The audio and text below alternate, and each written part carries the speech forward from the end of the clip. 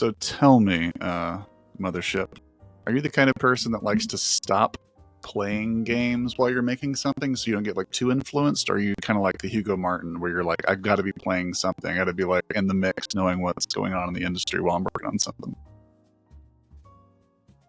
I don't have time to play all the things I'd like to try out, but I wouldn't stop myself from playing a game in fear of becoming too inspired by it. If only because if I want to take inspiration, I'm very conscious about what I like and what I'd like to incorporate.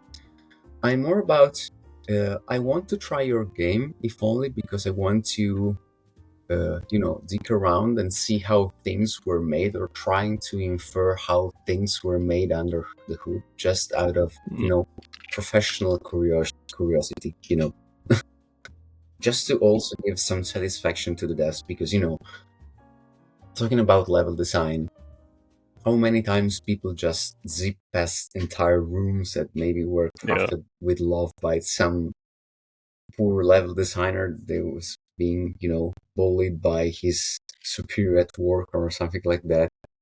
Just like the friend of my friend working on Borderlands, but that's another story. I did the same with I did the same with Incision. So I've been playing a lot of Incision recently, and some of the worlds and the artwork in there, they're absolutely colossal, and they're so beautifully well designed that literally stopped the game just to have a look around at the world that I was in, because you appreciate the work that somebody puts into doing something like that. I did the same thing. I took a few screenshots, actually more than a few screenshots on Steam, specifically thinking he's so much better than me at making nice vistas. I want to pick these ones and then study them later on to see what I can improve for my own game, which is actually the same thing I did with Peripeia, the one Deus Ex Polish sim. I think Medium covered the game some time ago. Yep. Yeah, as best I could. yeah, it's very janky. It's very, very janky, but it's also very aesthetically striking, at least for me. It's very otherworldly. I think I sound like a broken record, but I feel like the small details in video games are always the most interesting. Coming from a perspective of somebody, like, I really love animation work, skyboxes, and just the minor skybox things. Oh, yeah. Yes, yeah. I was actually watching, just a little side note here. I was actually watching Hiaksho play, is it the new episode of Cultic that just came out or something? Yeah. He was playing it on stream, and I was watching, and he gets to this one part where there's like this giant like storm happening, and it like envelops the entire skybox, and it's just it was majestic looking. It was just awesome. It was like one of the coolest little like skybox moments I've seen in a while.